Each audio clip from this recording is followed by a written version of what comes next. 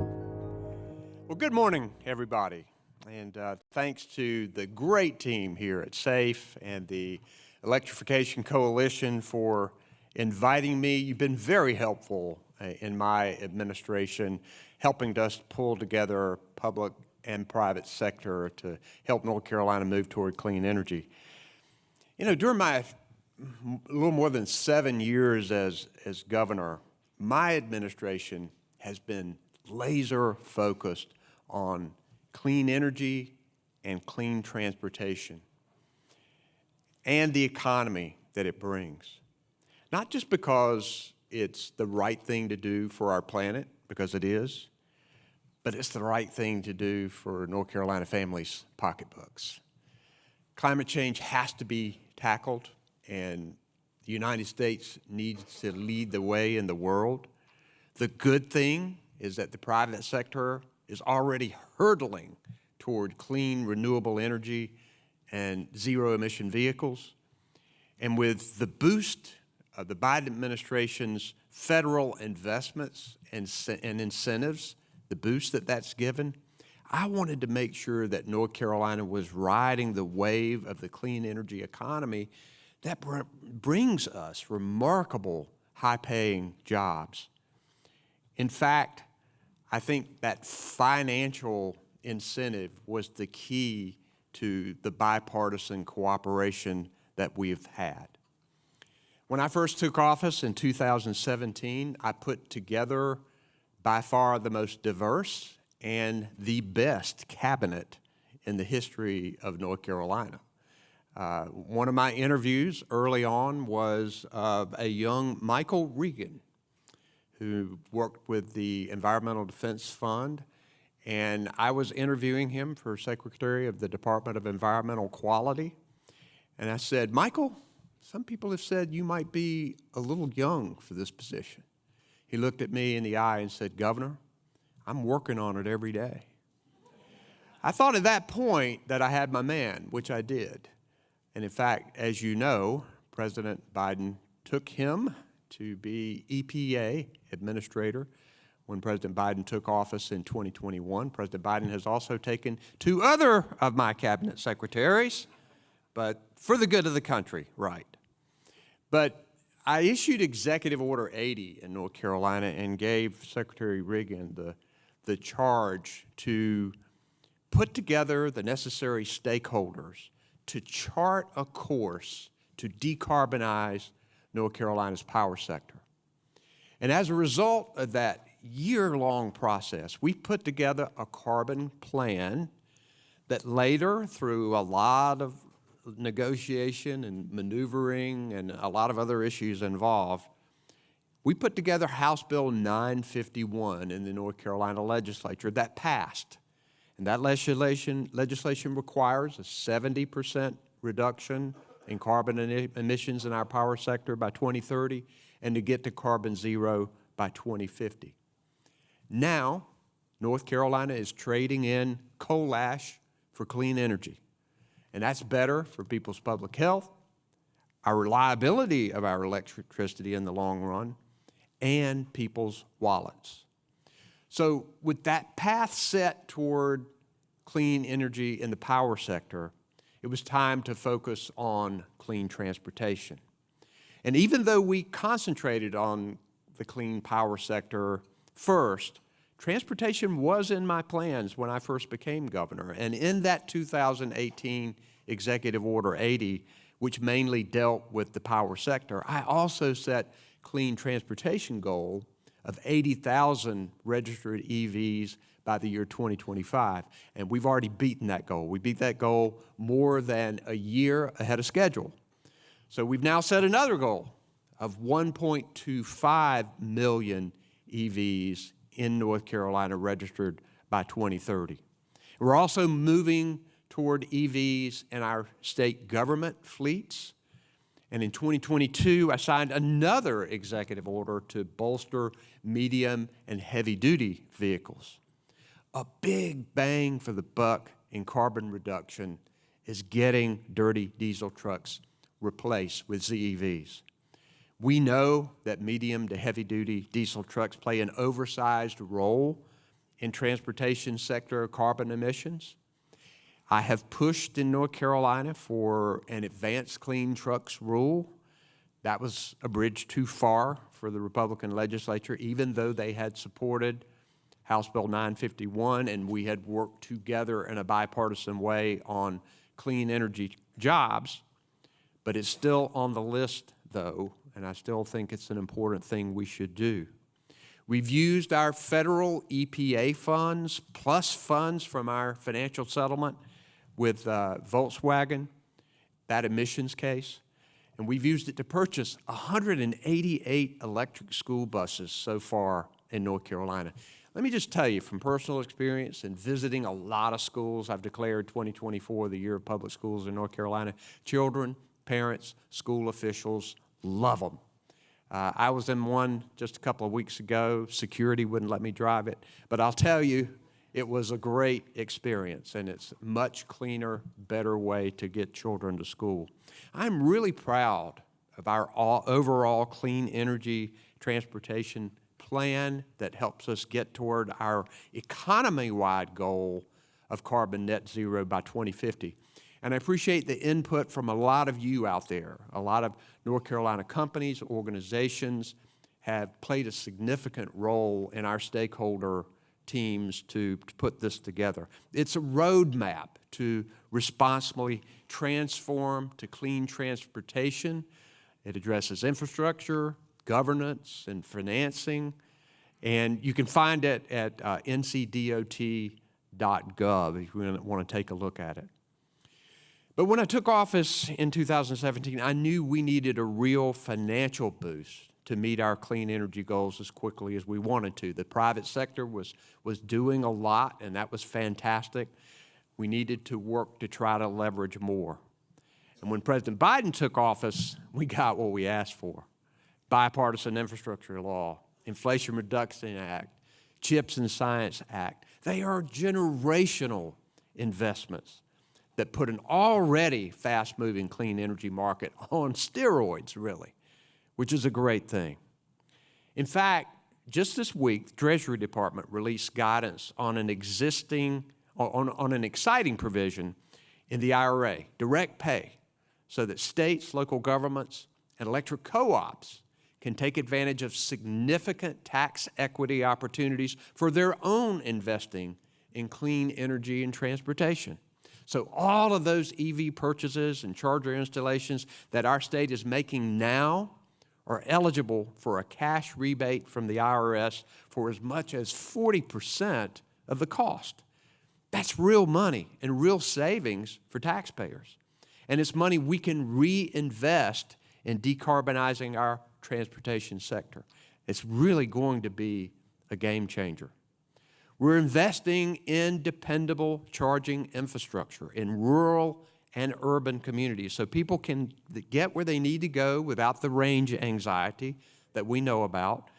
We know it's one of the reasons, along with cost, that some people are hesitant about buying an electric vehicle. But with more manufacturing and more competition, costs are going to go down, charging infrastructure will go up, and this market will take off. It's already moving. It's going to move even faster, as most of you know. We're going to take advantage of this direct pay. On top of the more than $100 million North Carolina is getting from the National Electric Vehicle Infrastructure Program, or as NEVI, as you guys all know, to build fast charging infrastructure across our state. That'll help a lot. Even our local governments are getting into it. Durham is going to get $4.8 million from the U.S. Department of Transportation charging and fueling infrastructure program. Those chargers will be located in low-income and disadvantaged communities, bringing with them increased activity for local business and investment opportunities. And it doesn't stop in our larger cities.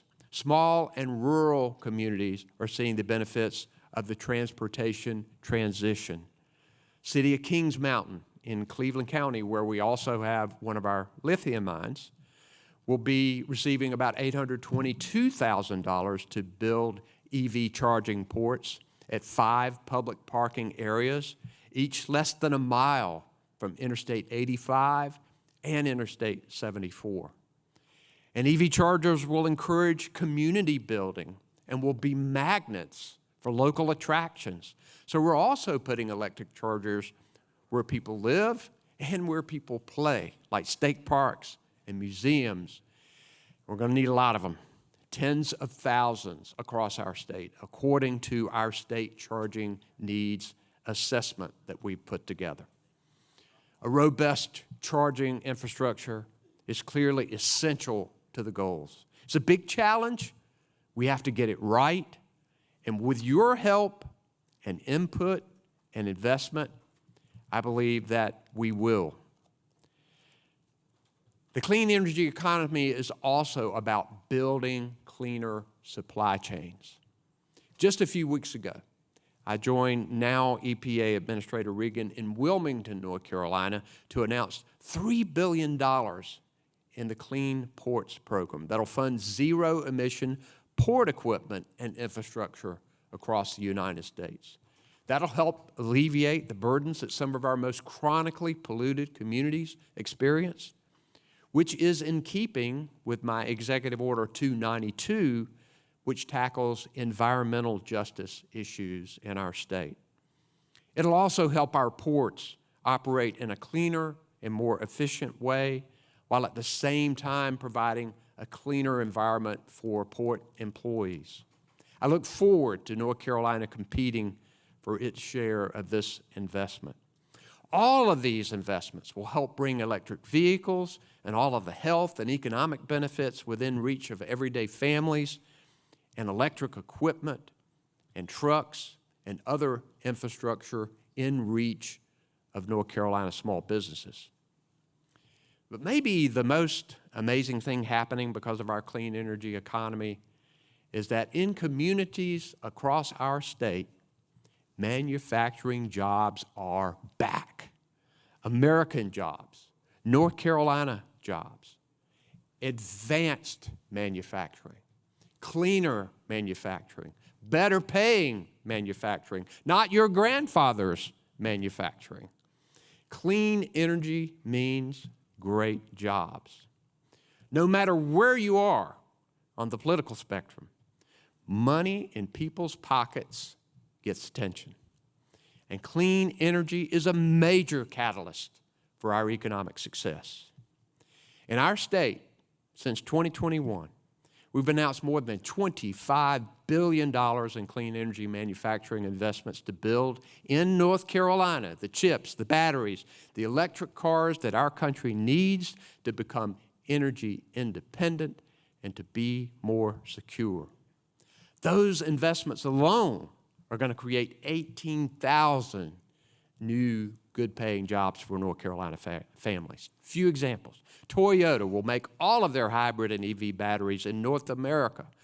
In Liberty, North Carolina, 5,100 jobs, investing $14 billion. Wolfspeed will invest $5 billion and create 1,800 good-paying jobs, producing semiconductors to power the clean transportation transition. Epsilon Advanced Materials will build $650 million manufacturing plant for EV battery materials near Wilmington, bringing 500 jobs. John Deere expanded their operations in Kernersville, North Carolina, building battery packs and charging for off-highway equipment. We've got 2 lithium mines in North Carolina. Siemens, I think, is here, is doing so much in North Carolina. And now, since August of 2023, North Carolina is first in the nation in new electric vehicle manufacturing and battery supply chain companies with $8.9 billion in new investment. And guess what? The transition to a clean energy economy has coincided with North Carolina being named by CNBC as the #1 state in the country to do business 2 years in a row. How about that? Coincidence? Not a chance. We made North Carolina an epicenter for clean energy because we knew it would make our state an economic powerhouse. And to keep it that way, my administration is focused on long-term workforce development needed to sustain the new clean energy and transportation economy. Talked to a lot of CEOs. Top three things I'm hearing from them: workforce, workforce, and workforce.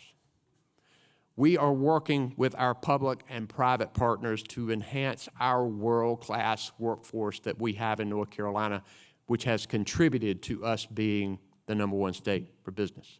We have the best community college system in the country.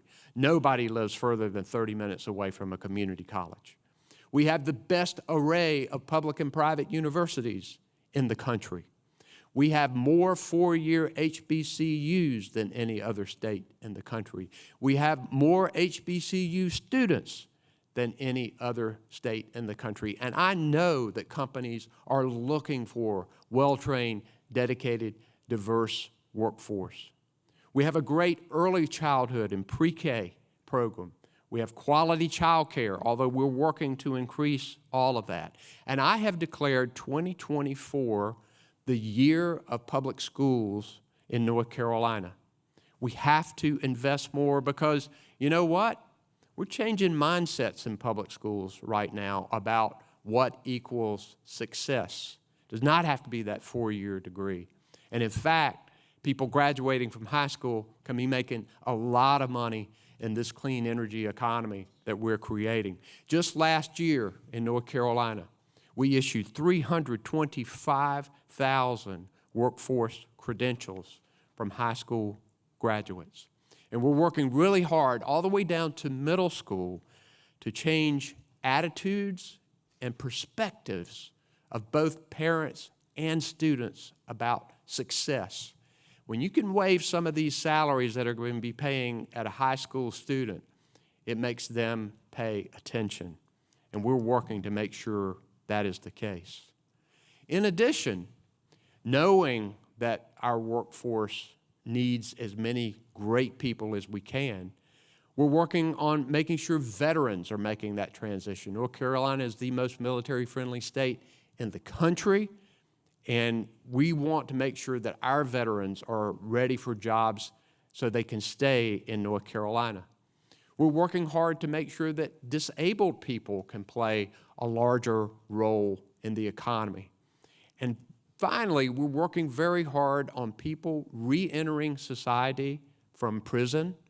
95% of people in North Carolina prisons and mostly across the country are going to get back out again. Why not? In order to make sure we have safe communities, we work to make productive citizens out of the people who are coming back into society. And just yesterday, we're taking a whole-of-government approach to reentry.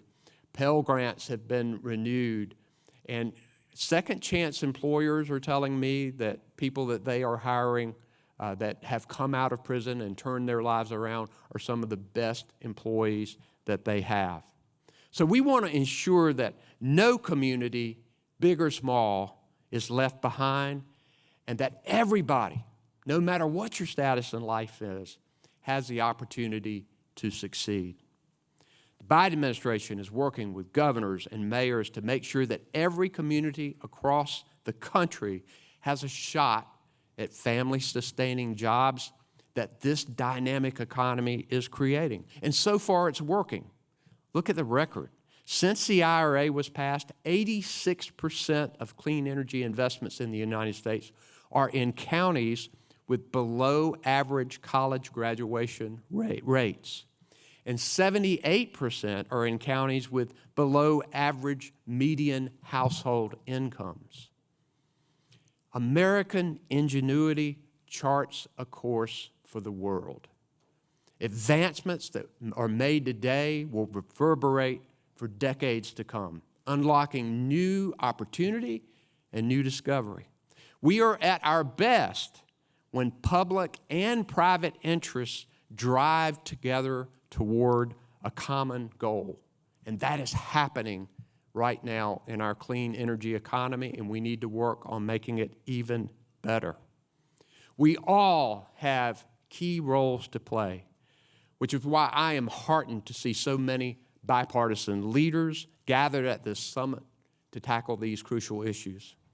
I'm looking forward to continuing these partnerships with old friends, an opportunity to build relationships with the new ones, to get this thing done. I firmly believe that investing in clean energy is the right thing to do to protect our planet that we're going to leave to future generations and to combat climate change. But the results are clear, that it's also the right thing to do for our economy and our people. As governor, I'm a CEO, and I have a mission. I want a North Carolina where people are better educated, where they're healthier, where they have more money in their pockets, and they have opportunities to have lives of purpose and abundance. I believe clean energy is helping us get toward those goals. In North Carolina, we are leading the way, and we're just getting started. Thanks so much for allowing me to be with you today. I appreciate it.